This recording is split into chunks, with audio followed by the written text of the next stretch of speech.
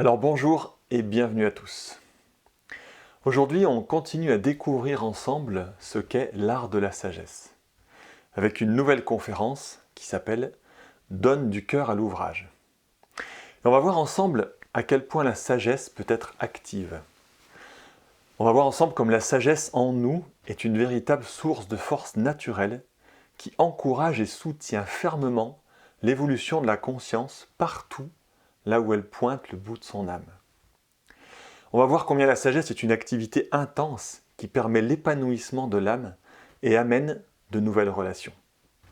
Voilà tout ce qu'on va essayer de voir ensemble ce soir. Mais pour commencer, c'est vrai que c'est bien de replacer, qu'on se replace nous dans le contexte de ce cycle de conférences. C'est en effet le troisième volet de ce thème qu'on développe ensemble. On a déjà évoqué beaucoup de choses dans les deux premières conférences. Et c'est vrai que c'est important quand même de se rappeler qu'avant toute activité, toute expression, la sagesse, comme nous l'avons partagé avant, nécessite bien sûr une posture intérieure qui soit bien développée. C'est pour ça que la première conférence, qui s'appelait « Écoute la présence », nous invitait à écouter vraiment, à écouter au-delà des formes, comme on l'avait dit, au-delà de nos ressentis personnels et de nos interprétations formelles. Écoute. En présence de quoi sommes-nous? De quelle qualité d'être?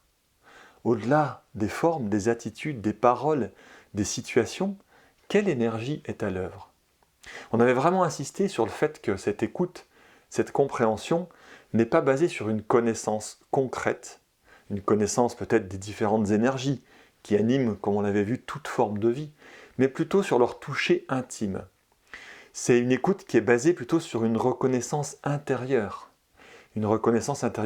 des énergies qui sont à l'origine, bien sûr, de toute manifestation dans notre quotidien. Et on avait vu surtout qu'il ne fallait pas confondre connaissance et sagesse, mais bien écouter par résonance intérieure, comprendre par la vie même des énergies, par le vécu même de ce que nous sommes réellement. Comme d'habitude, on ne va pas refaire toute la conférence, les conférences sont en ligne sur notre site, donc si ça vous intéresse d'aller un peu plus loin que ça, vous pouvez écouter. Et puis la deuxième conférence qui s'appelait « Regarde la beauté », il avait été question d'un regard global de ces énergies. On avait vu qu'à force de s'entraîner en groupe à écouter, à appréhender les qualités de la vie de l'âme, comme on l'avait défini, on commençait à pouvoir les voir à l'œuvre. Et même voir leurs interactions, leur complémentarité, et voir à quoi elles participent. On avait vu que tout devenait à ce moment-là, dans cette vision, très vivant, très beau, même une incroyable beauté. On voyait apparaître une grande histoire commune où les qualités d'être, les qualités d'âme sont en train d'animer progressivement les formes qu'elles habitent pour les amener à refléter parfaitement l'âme que nous sommes. Et même si la beauté finale n'est pas encore bien sûr perceptible, si on regarde avec le cœur, on découvre la beauté du processus en cours. Alors c'est vrai que selon comment on regarde et comment on regarde le monde aujourd'hui, on peut voir que tout n'est pas beau en apparence. Mais on peut aussi voir que le chef-d'œuvre est en cours. On avait vu, regarde la beauté. Le chef, il a un joli coup de crayon pour le chef-d'œuvre. Regarde le minéral, ses diamants et toutes les autres pierres magnifiques, rayonnantes de vie et de couleurs. Regarde le monde végétal, ces écosystèmes totalement harmonieux, ces arbres majestueux, ces fleurs, beauté de couleurs et de parfums. Regarde le monde animal, ses qualités d'intelligence, d'adaptabilité. Regarde l'humanité, ses qualités de fraternité, d'amour, de coopération et surtout de conscience. Alors on sent bien que c'est au stade encore de croquis à plein d'endroits, parfois même très brouillon, mais les qualités essentielles sont déjà palpables. Si on écoute et qu'on regarde en tant que conscience. C'est cela que nous avons partagé dans les deux premières conférences. Mais tout cela, bien sûr, ne se perçoit que lorsque nous écoutons et regardons le monde à partir de notre posture de sage, c'est-à-dire à partir de notre identité d'âme. On comprend, on regarde et on écoute cela que quand le sage en nous se reconnaît avant tout comme conscience. Et même, comme on l'avait vu, comme conscience d'ensemble. c'est seulement de là qu'on entend et c'est seulement de là qu'on y voit clair. Seulement dans cette écoute et dans cette compréhension de la vie intérieure que le réel apparaît à la conscience. Et puis on avait un peu terminé en disant que la sagesse vécue dans ces points de vue-là amène à la conscience de l'unité fondamentale de toute vie. Et dans la conscience du sage, la séparativité est une totale hérésie. Il se vit comme une unité. Il se perçoit comme un souffle commun, un souffle de qualité d'être animant des formes, les qualifiant, les colorant progressivement de la pureté de son essence. Voilà ce qu'on avait partagé un peu dans ce début d'année et dans ces 2 premières conférences. Mais alors en entendant ça, on pourrait se dire, la sagesse consiste à une espèce de contemplation intérieure par identification à l'essence de la vie. Ben oui, c'est un peu ce qu'on a dit, mais on pourrait sentir alors quelque chose d'assez passif peut-être une vie intérieure très riche, mais sentir un peu une sorte de retrait, un peu une fuite. Ça pourrait être un petit peu mystique. Est-ce cela vraiment être sage ? Contempler l'humanité, voir les qualités derrière tous les problèmes de l'humanité, ses guerres, ses injustices, son manque d'amour évident pour ses frères et pour tout le reste de la nature, sans réagir. Mais bien sûr que non. Et c'est bien pour ça qu'on a dit dans vraiment ces 2 premières conférences que cette contemplation intérieure n'est que le prérequis essentiel à la sagesse.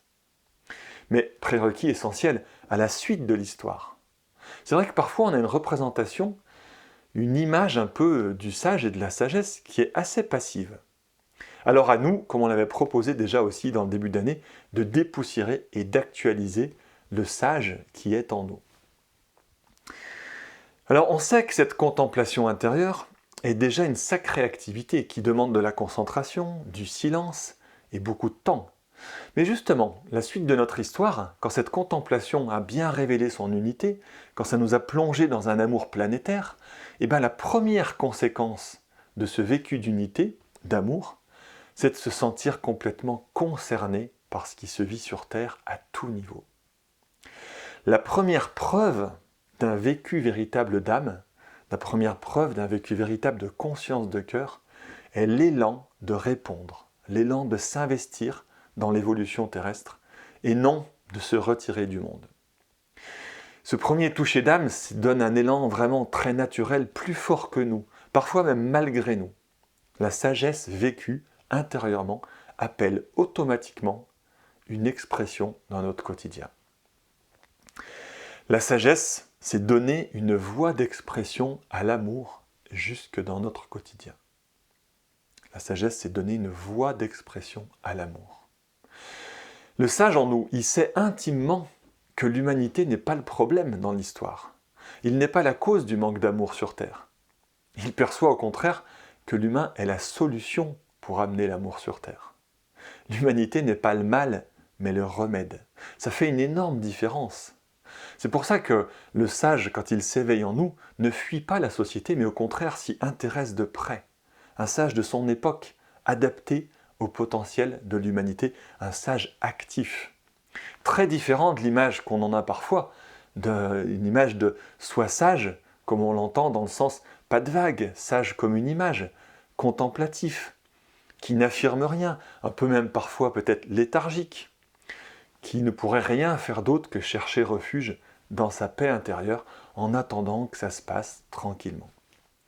Tout au contraire, le sage comme on l'entend, dans sa qualité est très actif, un sage qui a du répondant, qui amène des réponses à l'humanité, en quête de compréhension et d'ajustement, mais des réponses de sage. Alors, à quoi ça consiste ? Quelle réponse ? Quelle activité ? Aujourd'hui, on va voir ensemble 4 points de ce que pourrait être cette sagesse active. On va voir d'abord en premier que le sage encourage, une activité qui encourage. En deuxième point, on va voir que le sage parle, qui utilise la parole. En troisième, que le sage utilise le juste rythme. Et enfin, qu'il amène de nouvelles relations. Tout un programme. Tout d'abord, encourager. Dans l'activité du sage, il encourage. Et le mot est bien approprié, car encourager, vient bien sûr du mot courage et donc de cœur. Et c'est bien une histoire de cœur. Encourager nous invite vraiment à le faire à partir du cœur. C'est-à-dire à partir de l'être que nous sommes. Pour encourager, il nous faut rencontrer les autres, être de cœur. Il nous faut rencontrer les situations du quotidien par le cœur, en tant que frère. La sagesse, c'est s'identifier au processus d'évolution globale. C'est être conscient de soi en tant que partie, mais en même temps en tant qu'ensemble, en tant que cœur. On est sage, comme on l'avait déjà vu aussi, mais parce qu'on aime dans son sens le plus élevé, parce qu'on se vit humanité et qu'on l'aime profondément. Alors, face aux problèmes du monde, face aux problèmes peut-être même avec nos proches, au travail, en famille, redevenons ce cœur, entrons par la porte du cœur.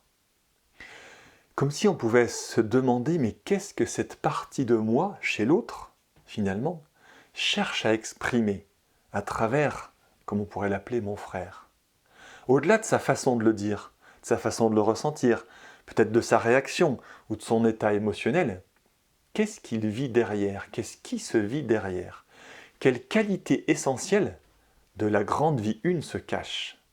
Qu'est-ce qu'il amène au monde, malgré peut-être toutes ses maladresses? C'est ce que nous avions développé plus précisément dans la première conférence, avec en détail notamment les 7 qualités de l'âme. Ça, d'accord, écouter, rentrer par le cœur, sentir quelle qualité est à l'œuvre, mais encourager, ça signifie quoi? Eh bien, encourager, simplement, ça signifie que, à partir de cette écoute subtile, on va pouvoir reconnaître profondément cette qualité. Et en plus de la reconnaître chez l'autre, la reconnaître en nous. La reconnaître jusqu'à la rendre vivante, la goûter, la vivre le plus intensément possible, jusqu'à ce qu'elle vibre en nous, jusqu'à ce qu'elle vive en nous, dans notre cœur.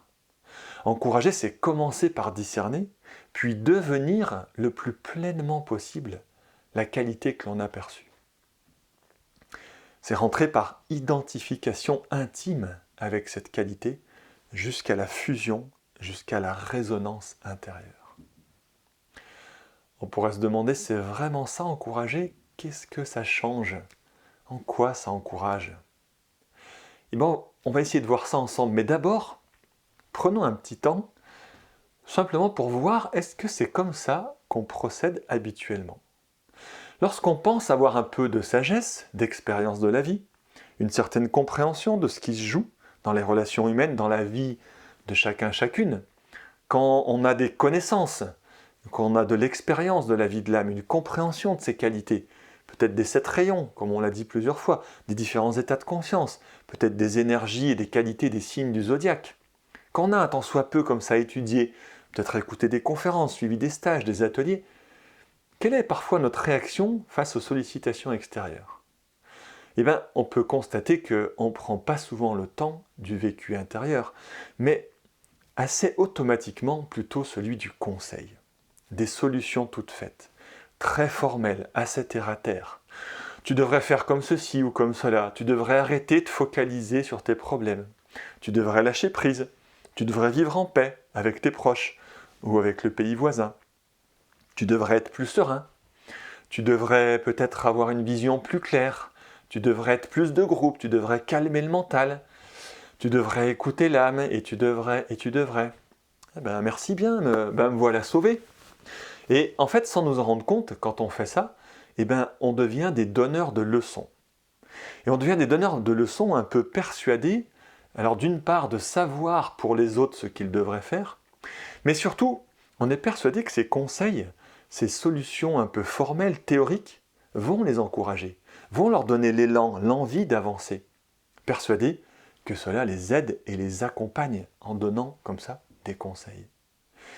Eh bien, encourager pour le sage ne veut pas du tout dire pousser les autres. Encourager ne veut pas dire inciter les autres à changer par la volonté personnelle. Allez, vas-y, change, calme ton mental, évolue, ouvre-toi. Pas du tout. Encourager, ça veut dire soutenir intérieurement les autres pour qu'ils trouvent la force en eux, en leur âme. Encourager, c'est soutenir l'âme pour évoluer en conscience face aux propositions de la vie. Le sage ne souhaite pas changer les autres, et plus globalement d'ailleurs, il ne souhaite pas trouver des solutions aux problèmes des formes. La sagesse, c'est encourager et soutenir l'âme, la conscience elle-même, pour lui donner la force d'être plus intensément. Comme on dit, le sage encourage l'âme de son frère par la vie de l'âme une. C'est le pouvoir de l'âme de l'autre, que le sage encourage. C'est le pouvoir de l'amour. Car dans la sagesse, on a une confiance immense en l'âme des autres. Car le sage, il en a déjà fait l'expérience. Il vit cette notion d'âme en groupe. C'est assez étonnant de voir que, parfois en avançant un peu sur le chemin de l'évolution, à force de connaître un peu les différentes énergies, de les toucher, de les comprendre, on se découvre petit à petit âme. Et comme dans ce début d'évolution de conscience, on est encore très auto-centré, parfois on finit par oublier que tout est âme, que tout chemine à son stade, à sa façon. Et dans l'autocentrage, on pense parfois que nous sommes seuls à œuvrer et à pouvoir faire évoluer les autres. La sagesse, c'est justement miser sur l'âme en l'autre. C'est vraiment une différence essentielle, car les conséquences, comme on va le voir après, sont très différentes. Mais alors, si encourager, c'est pas donner des conseils, en quoi ça consiste alors plus précisément? Comment ça fonctionne et puis quels effets est-ce que ça a? Très simplement, si on pouvait le résumer, au lieu de donner des leçons, il faut donner le son. Donner le son dans le sens donner la note intérieure. À partir du vécu intérieur de cette unité d'âme, on peut écouter la note qui se joue chez notre frère, la note de cœur, la qualité qui l'anime, celle que l'on pressent un peu intuitivement. Alors donner le son, c'est donner vraiment la note de cette qualité, de ce qu'on en vit en tant qu'âme, de ce qu'on en reconnaît intérieurement. Par exemple, chez un proche, par exemple, ou un personnage public, un politicien, même un groupe de personnes, on pourrait même voir dans une société, un pays, quand on sent une note comme ça, assez autoritaire, assez directive, une note chez l'autre, chez les autres, qui cherche vraiment qui a la volonté d'atteindre son but, qui impose une direction avec une vision très claire, une détermination, qui lâche jamais son objectif, tant que ce n'est pas atteint, coûte que coûte.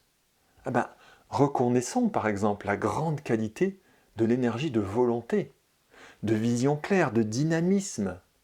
Ça, malgré l'apparente attitude parfois de dictature que ça peut prendre et tous les défauts qui en découlent.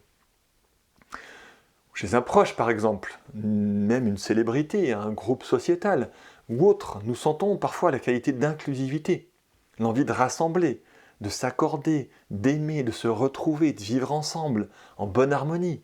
Reconnaissons la qualité d'amour, toute sa radiance, son désir d'être, simplement. Et là encore, malgré la forme sentimentale, parfois attachante et exclusive, que ça peut parfois prendre.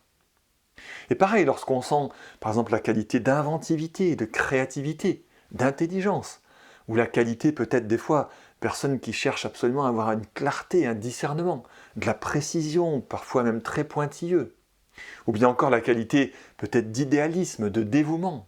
Lorsqu'on sent une de ces qualités à l'œuvre, même si on la voit à travers peut-être une traduction maladroite de la personnalité, une tentative un peu pas très adaptée de manifester cette qualité. Peut-être qu'elle est interprétée trop bas, trop individuelle, trop personnellement. Mais alors arrêtons de donner des leçons et de critiquer ces énergies. Mais plutôt, donnons la note de ces qualités au plus haut que nous puissions les vivre intérieurement. Plongeons-nous au cœur même de ces énergies qualifiées que notre frère propose et essayons alors de les vivre le plus intensément possible, justement dans leur essence, et non pas dans nos projections, ce qu'elles sont ou celles de nos frères. Devenons ces qualités par fusion, par identification intime. Laissons-nous colorer, ambiancer par cette note intérieure, de manière le plus vivant et le plus précis possible. Un peu comme par mimétisme. Il est intéressant le mot mimétisme, on emploie beaucoup ce terme, notamment pour les animaux, qui se confondent totalement, qui ont ce pouvoir quelque part, de se confondre avec leur milieu. Ils ne font plus qu'un avec le milieu dans lequel ils vivent. Et bien pour nous, c'est pareil, que ce soit une des 7 qualités des rayons d'énergie conscience, que ce soit une des qualités potentielles des signes du zodiaque, ou celle des lois même de l'âme, mais fusionnant avec cette qualité, dans sa vraie nature, dans ce qu'elle apporte à l'évolution de conscience. Et laissons cette qualité s'amplifier en nous, prendre corps, prendre vie en nous. C'est là qu'on peut en devenir et qu'on en devient alors les véritables témoins. On a écouté, on a vu de quoi ça parlait, on a touché, on y est allé, et on en devient du coup un échantillon vivant. En encourageant de cette façon, les changements sont vraiment importants. En effet, quand on donne des leçons, en fait, énergétiquement, on se sépare de nos frères. Il y a moi, mes conseils, et l'autre. Ce qui génère la plupart du temps une notion de supériorité et d'infériorité. Un effet peut-être de culpabilité, de comparaison. Alors que lorsqu'on donne le son, lorsqu'on donne la note, nous sommes avec l'autre, comme un seul homme. Nous sommes à ce moment-là des énergies d'âme à l'œuvre dans différentes expressions, mais ensemble. Et c'est plus un point de vue que nous échangeons, mais c'est un point de vie. Et plus nous le vivons, plus nous rentrons dans le vécu de ces qualités, plus ce point de vie vibre intérieurement, à travers nous. Il ne vient pas de nous personnellement, bien sûr, mais comme on l'a contacté, comme on l'a rejoint, il peut se diffuser par nous. Et chaque qualité, bien sûr, a une fréquence spécifique, une fréquence, une couleur qui attire et qui réveille cette fréquence chez les autres. Ces qualités vécues intérieurement amènent une note magnétique qui nourrit et encourage la note évolutive qui se cherche chez l'autre. Alors c'est bien sûr une note qui résonne souvent inconsciemment, mais c'est là que parfois l'autre se surprend à être plus clair, plus aimant, plus de groupe, plus créatif, plus peut-être dans le bien commun, plus en paix avec le monde, sans même s'en rendre compte. En rejoignant les qualités qui se cherchent, en fusionnant avec, elles colorent naturellement, comme on dit, notre aura. Elles colorent nos énergies, elles colorent tous nos corps, nos pensées, nos attitudes, jusque nos paroles. Et puis, par magnétisme, elles vont vivifier les facettes subtiles, les différents aspects évolutifs de chacun. C'est un peu magique. L'âme stimule l'âme, l'unité stimule l'unité, les idées d'ensemble stimulent les idées évolutives. La conscience de cœur réveille la conscience de cœur, les énergies, les notes vécues sont contagieuses. Alors qu'au contraire, les leçons et les conseils stimulent souvent la personnalité, stimulent les réactions, les justifications, un peu les luttes personnelles pour changer, stimulent tous nos aspects formels. Et finalement, on se rend compte que les conseils renforcent les formes, renforcent les personnalités, les véritables encouragements renforcent l'âme. Et c'est là toute la beauté de ces encouragements, même intérieurs, car ils donnent les ressources à l'autre de trouver alors ses propres clés. Ces encouragements donnent le goût aux autres de trouver leur propre qualité, leur propre nature. Alors chacun peut s'y accorder lui-même par résonance. S'y accorder par résonance et non par raisonnable du mental concret et des conseils. Alors on a tous peut-être déjà vécu ça et on s'étonne parfois nous-mêmes, en fonction de avec qui on est, parfois d'être différent, de se sentir influencé plus ou moins consciemment. Et certaines personnes ont le chic de nous faire donner le meilleur de nous-mêmes.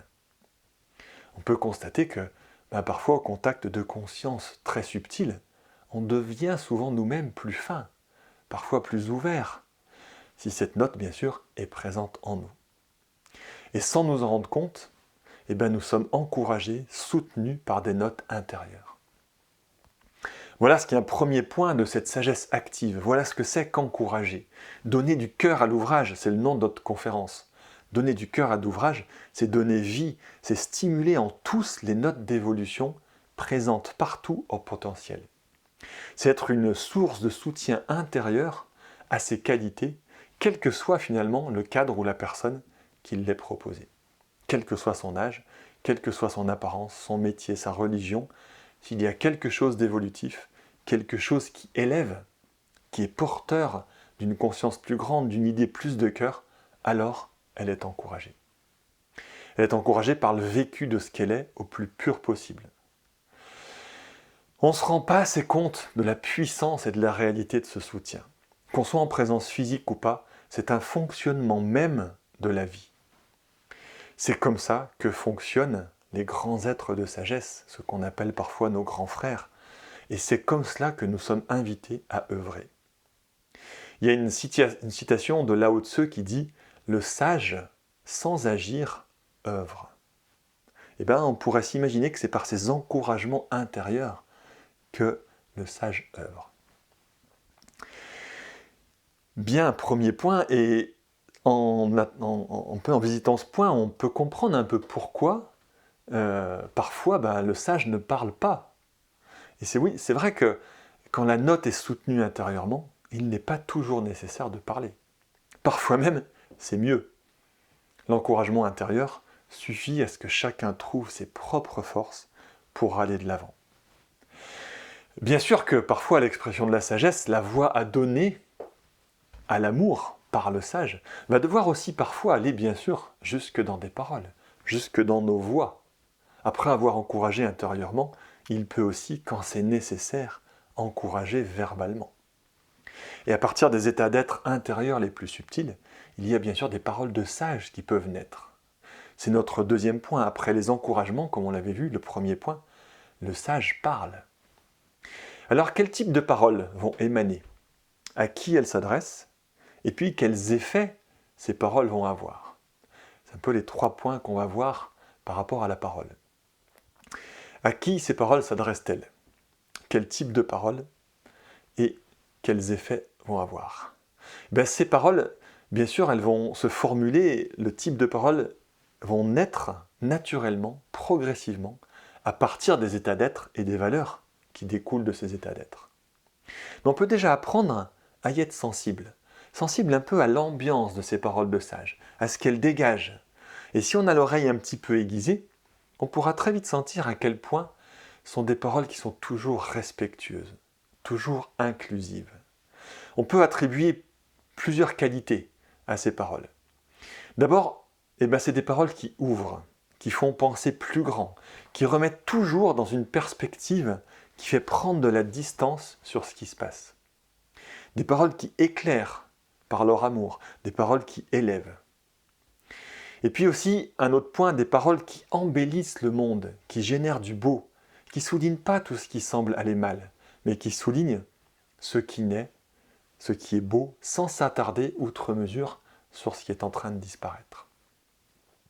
Et puis, un autre point, ce sont des paroles toujours porteuses d'espoir. Toujours des paroles qui donnent un sens plus grand, un sens vers une réalisation positive de la vie sur Terre. Pas des paroles de rêveurs, mais au contraire très réalistes, car il y a une vision claire, une connaissance, un toucher de vers où on va, et une confiance dans la conscience, l'intelligence et la capacité de l'humain d'évoluer. Une confiance dans la capacité de l'humain d'être porteur d'un avenir meilleur qui se compose avec tout le bien commun. Donc des paroles vraiment porteuses d'espoir. Et puis, un autre point important, vraiment, des paroles qui affirment clairement. Les paroles de sage ne sont pas floues, des paroles qui pourraient amener la confusion ou le doute, mais c'est bien des paroles qui se veulent simples, qui se veulent claires.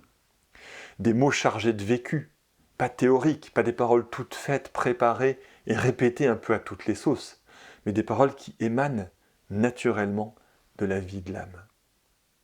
C'est un peu dire humblement ce que l'on touche, ce que l'on vit de ces touchés intérieurs, les vérités, les idées que cela suscite.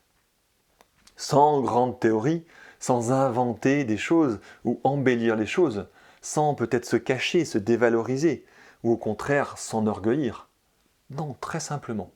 On a écouté la note au mieux intérieure et on en exprime le vécu avec nos propres mots.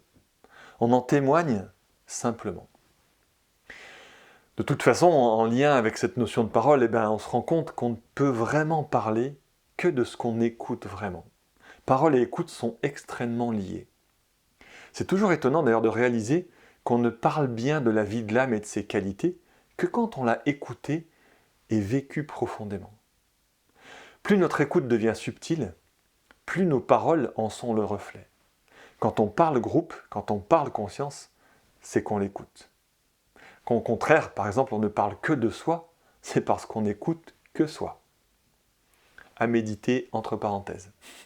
En tout cas, les paroles de sages sont donc simples, inclusives, éclairantes. On sent qu'elles émanent du cœur. Elles sont délicates, un peu comme on pourrait le sentir à l'oreille interne.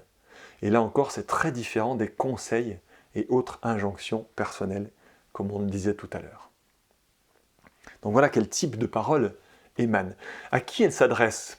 Eh bien, c'est des paroles qui s'adressent évidemment à tous, et de manière d'ailleurs très impersonnelle.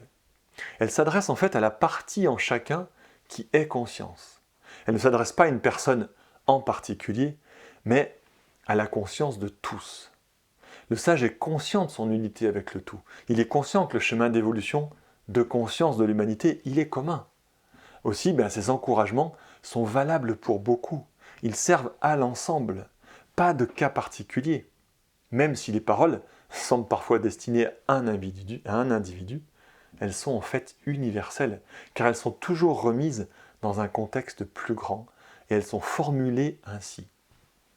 C'est intéressant d'ailleurs de voir combien, avec le recul maintenant, peut-être les paroles du Christ, du Bouddha, de Krishna, de Confucius, de Platon et même d'autres sages de l'humanité plus récents, elles restent toujours d'actualité pour nous. Car ce nous, c'est l'humanité en évolution. Ce sont donc toujours des paroles qui ne s'adressent pas aux formes, mais à la conscience. C'est important de réaliser que eux, au contraire, les conseils formels, personnels, s'adressent aux formes.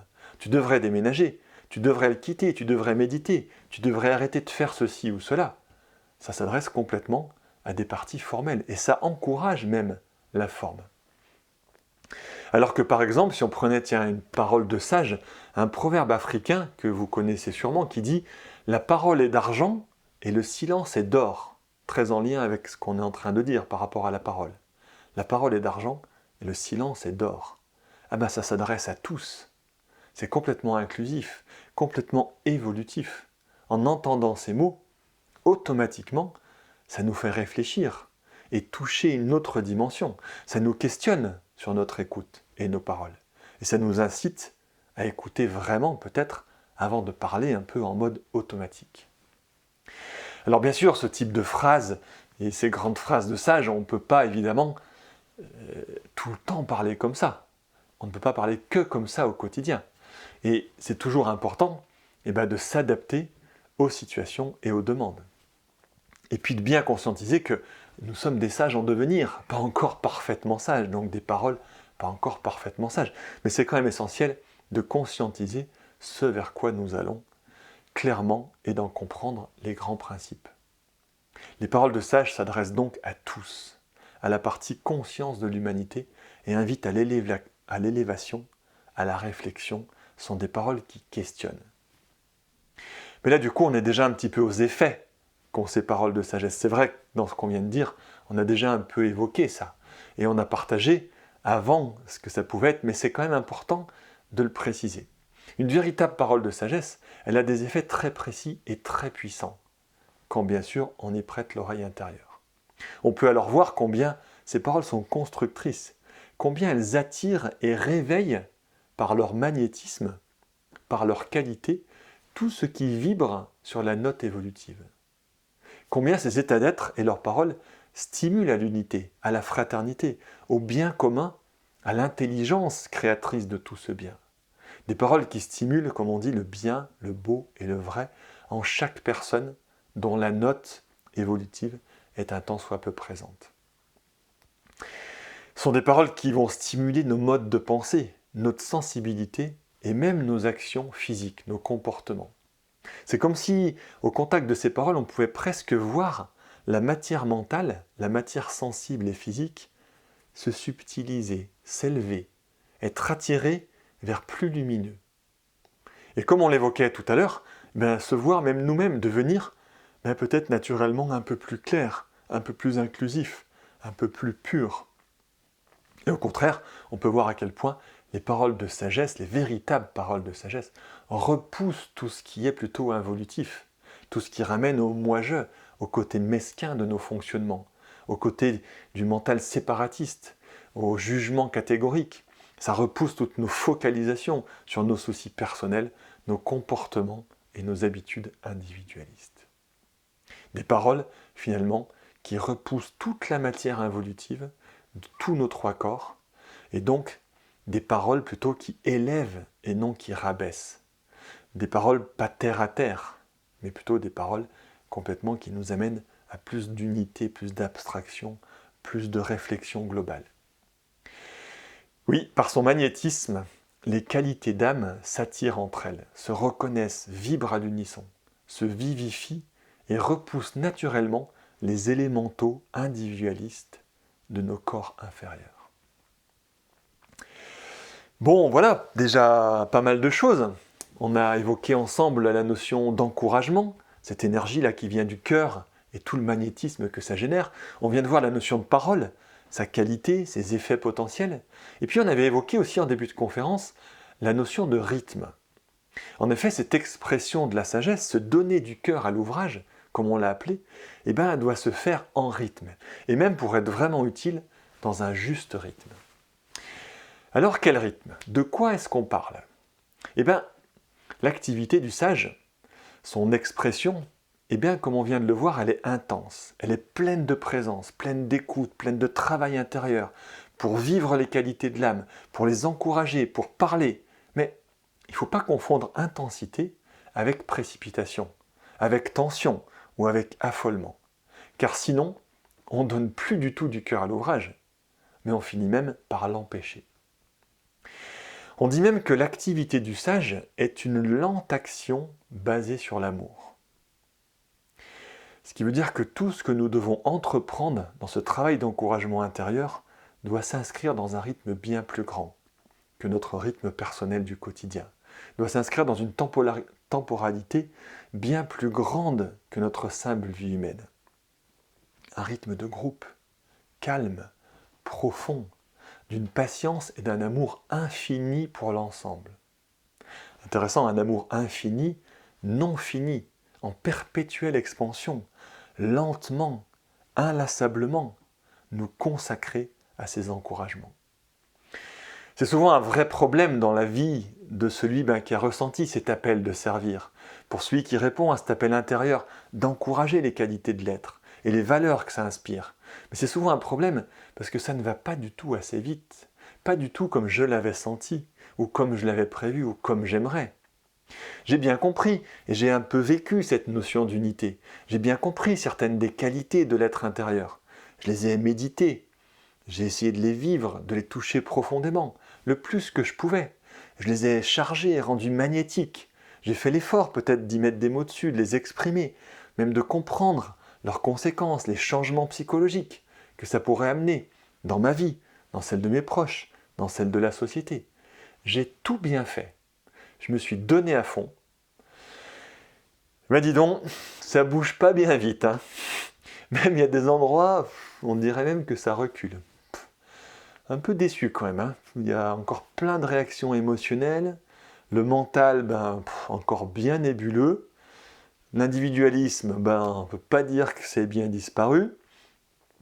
Et c'est là que parfois, on devient irritable, on devient impatient, intolérant souvent envers nous-mêmes et particulièrement avec les autres, voire même irascible. Mais il faut bien se dire que vu depuis le cœur, vu depuis l'ensemble, quand une qualité comme ça ne s'impose pas malgré tout le travail fait, quand ça ne s'impose pas durablement dans nos vies, quand un vécu comme ça intense d'âme, précis, qualitatif, ne se concrétise pas parfaitement dans nos vies, c'est pas de notre faute. Nous n'avons pas fauté. On n'est pas des mauvais disciples, bouh. Et encore moins la faute des autres qui ne feraient pas comme il faut. On n'est pas nuls. L'humanité n'est pas loupée, pas du tout. Si cela ne se manifeste pas encore parfaitement, c'est simplement que c'est pas encore assez vivant en nous, que c'est pas encore assez encouragé, pas encore assez clair intérieurement, pas assez vivant en moi et en toute l'humanité. patience, profondeur, retournons-y joyeusement, jusqu'à ce que tout soit encore plus vivant, et encore infiniment. Il faut bien voir que nos attentes personnelles sont tellement fortes que nous nous coupons du rythme, du juste rythme de groupe. On s'attache au résultat et on finit complètement par oublier l'essentiel. C'est une lente action basée sur l'amour, dit l'âme, et non une rapide attente basée sur un idéal personnel. Une lente action basée sur l'amour. C'est jamais une bonne fois pour toutes, comme le voudrait l'individu qui rêverait de je ne sais quelle béatitude éternelle, une bonne fois pour toutes. Non, c'est un magnifique apprentissage planétaire qui se déroule sur des millions d'années, plus encore. Alors, c'est par le détachement de tout résultat immédiat et définitif que nous pouvons nous inscrire, pour le coup, joyeusement dans ce rythme plus grand. C'est quand on n'attend plus rien en retour, ni pour soi, ni immédiatement, que le juste rythme peut commencer.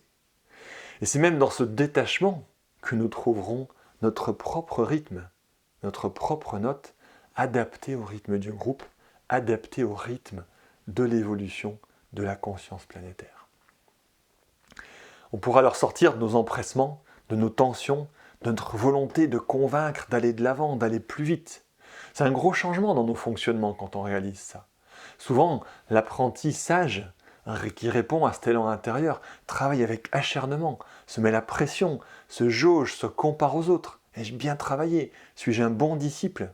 Il en vient même à surveiller aussi les autres, à mettre la pression à tout le monde. Il s'enferme, il se coupe des autres, avec des exigences énormes de résultats sur lui et sur les autres.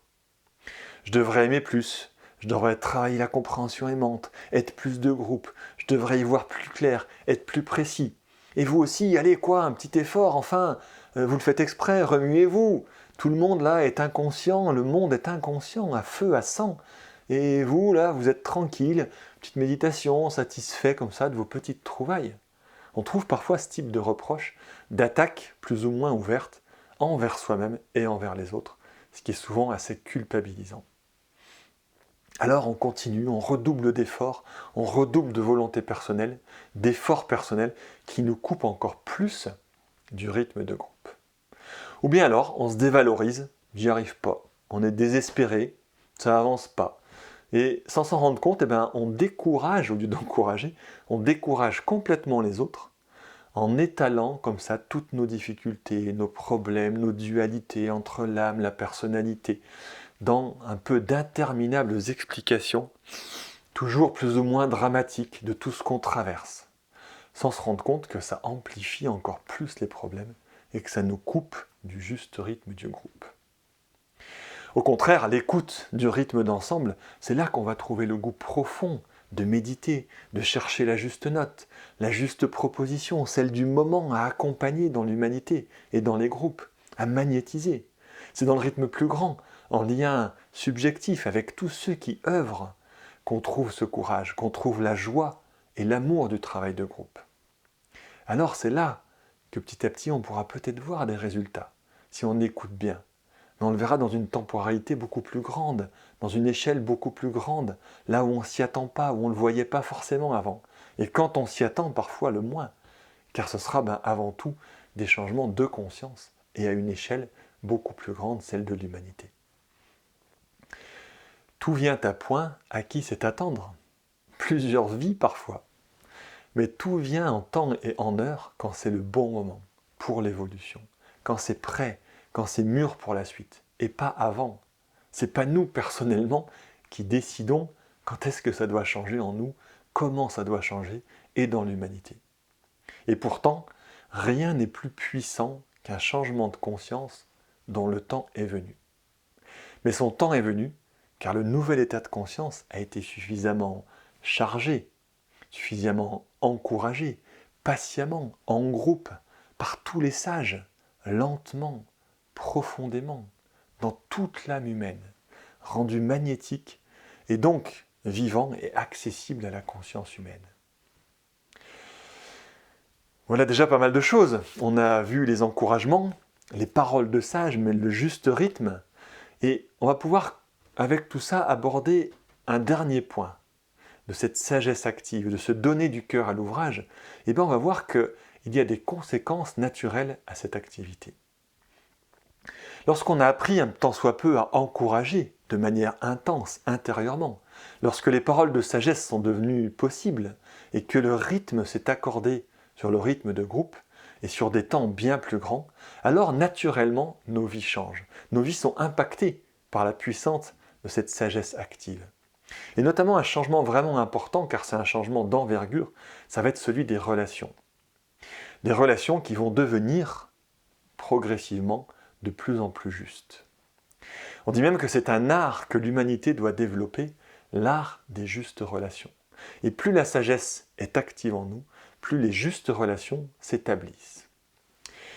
Alors, qu'est-ce qui pourrait être de plus en plus de justes relations? Qu'est-ce que pourrait être de plus justes relations? Quel changement?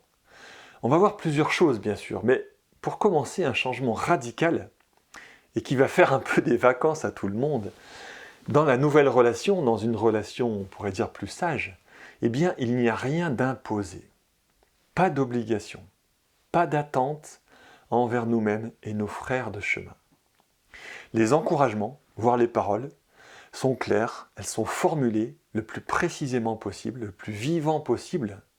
Elles sont proposées à l'autre, aux autres, à l'humanité, sans jamais imposer quoi que ce soit. Sans un bon disciple doit méditer comme cela, tu devrais travailler plus, tu dois être de cœur. Avec tout ce qu'on travaille, tu dois plus te laisser aller comme ça à des attitudes pareilles. Tu dois faire comme c'est dit dans le livre.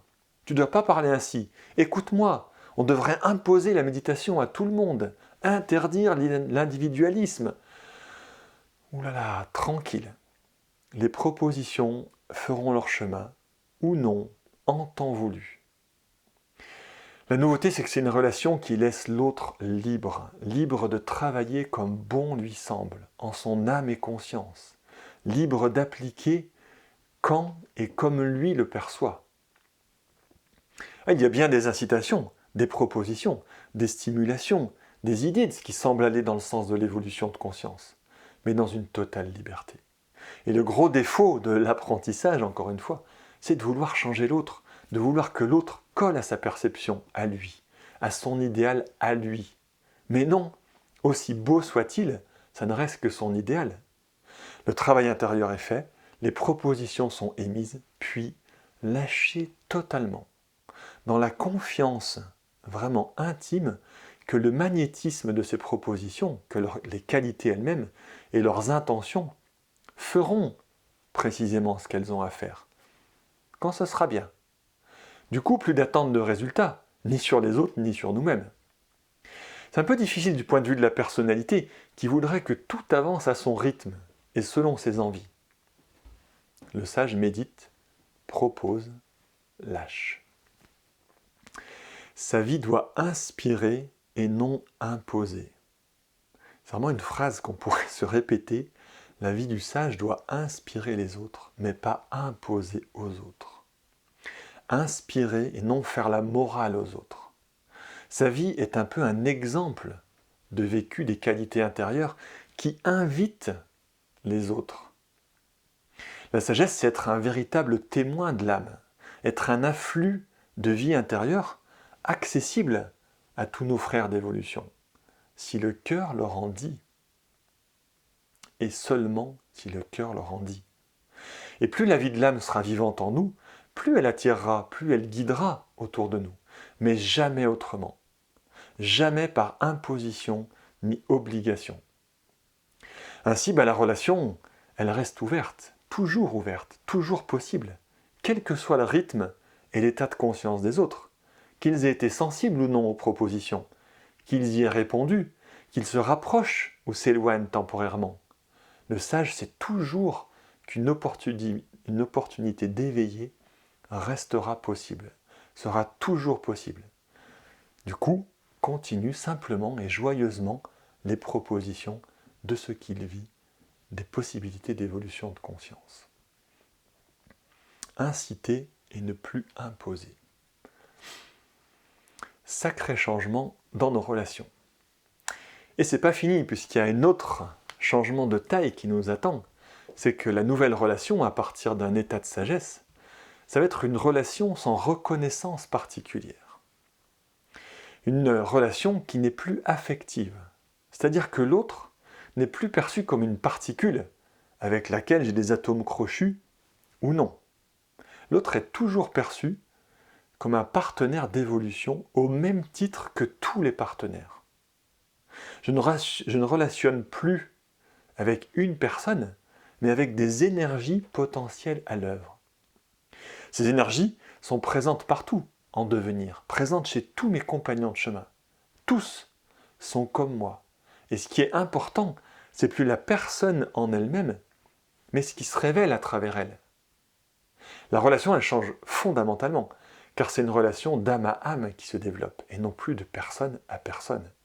Il n'y a alors plus de préférence pour un tel ou un tel, plus d'intérêt particulier pour une personnalité, mais un intérêt pour des valeurs et des idées, quelle que soit la personne ou les groupes qui les véhiculent. Le potentiel évolutif est le seul digne d'intérêt.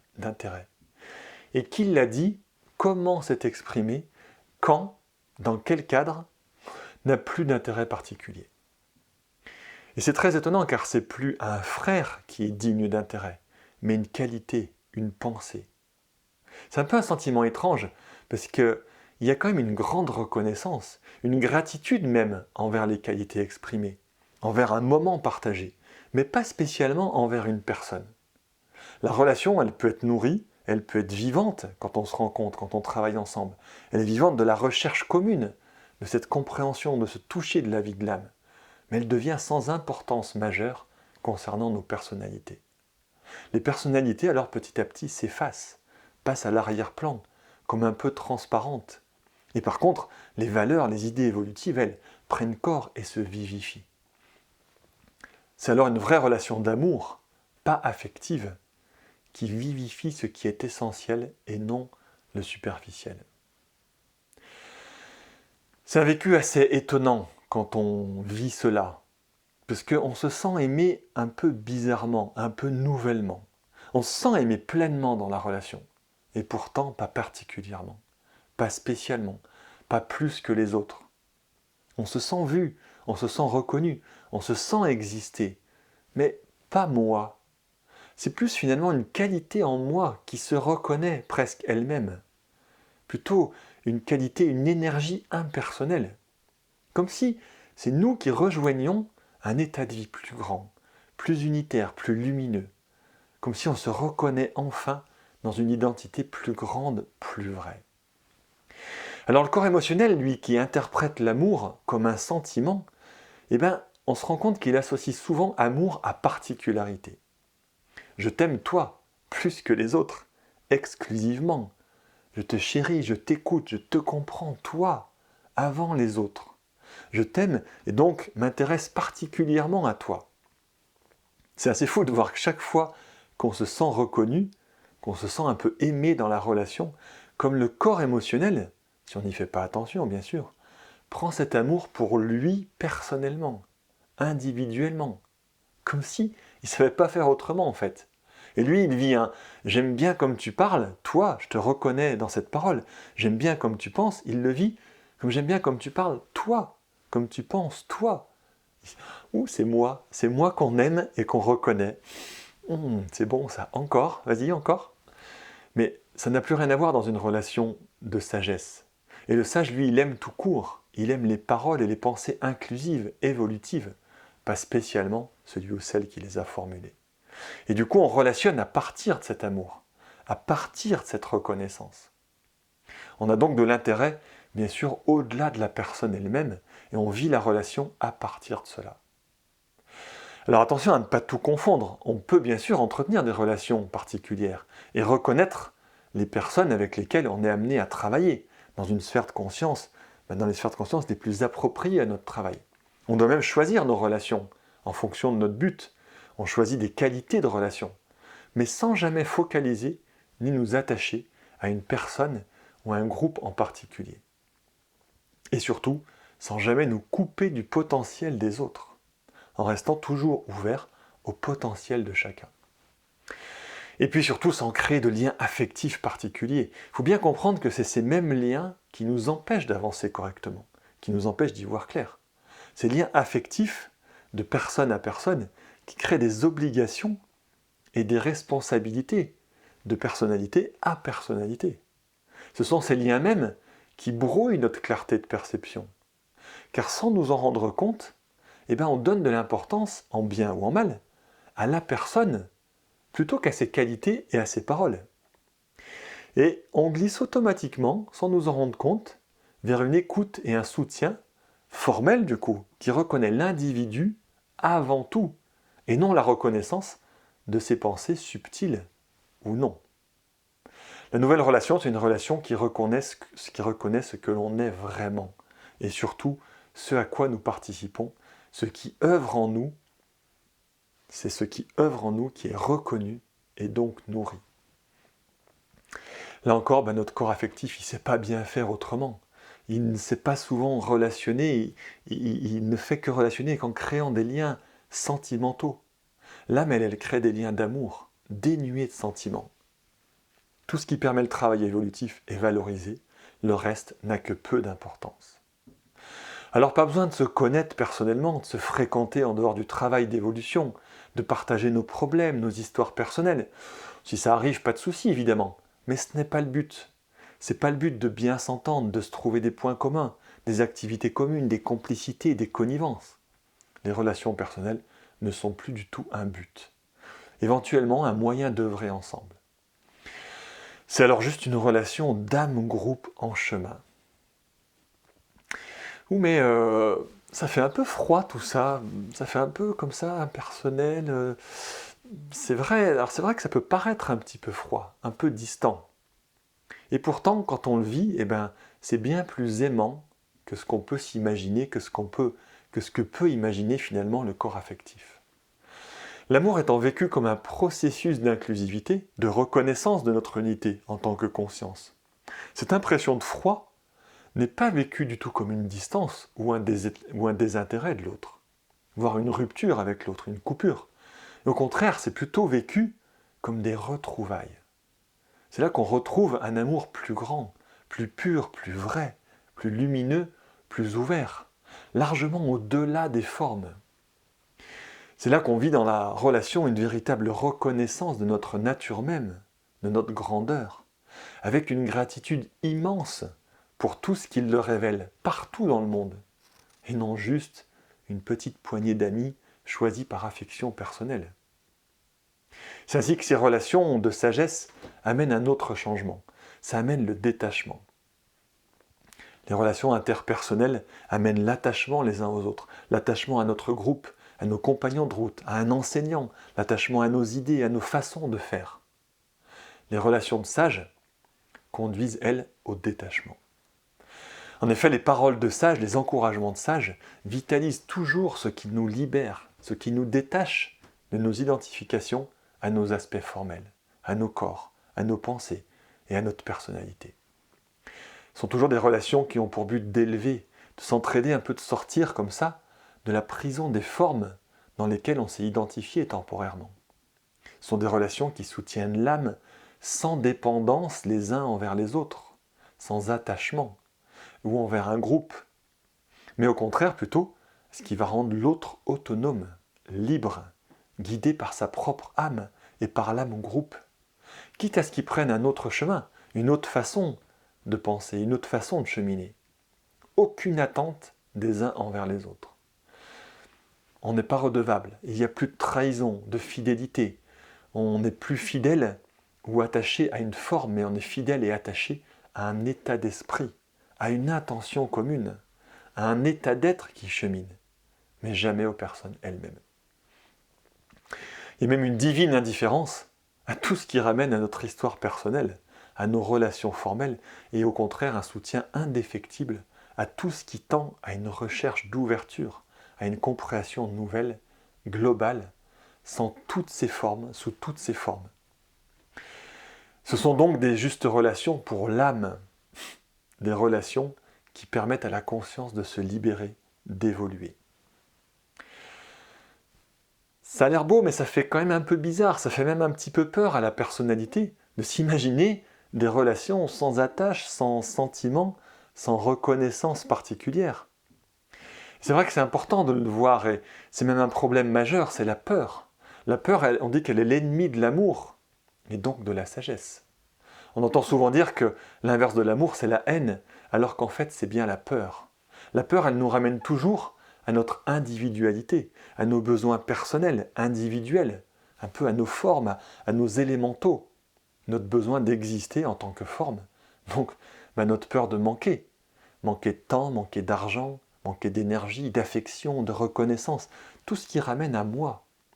À l'amour, au contraire, la sagesse, c'est tout ce qui ramène à l'âme, au nous, à la confiance, à la générosité, à l'abondance, à la richesse de toutes ces qualités grandioses qui peuvent se vivre en tant qu'âme.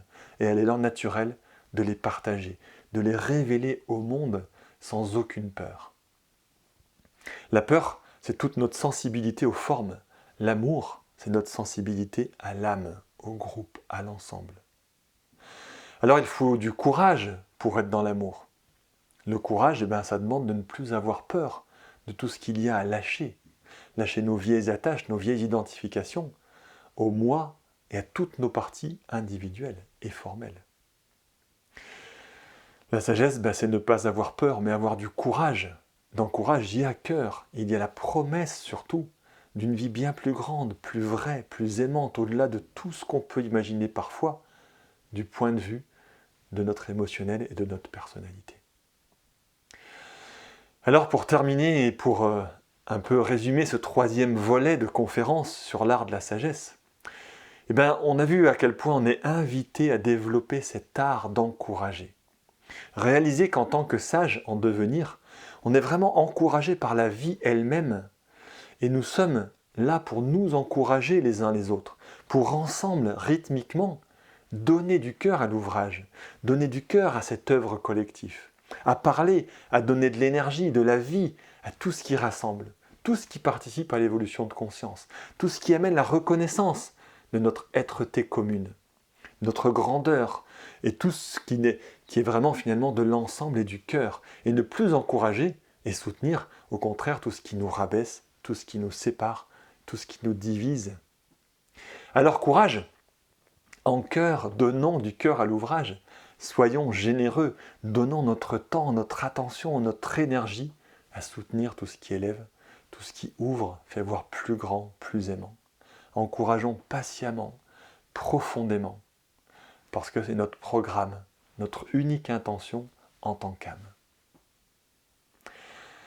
Voilà, on se retrouve à l'automne pour la dernière conférence de ce cycle, où on verra que naturellement, les choses vont changer. Les vieilles choses obsolètes vont disparaître et les nouvelles vont naître. Là encore, la sagesse a son rôle pour accompagner cela. Alors, encourageons-nous et à bientôt.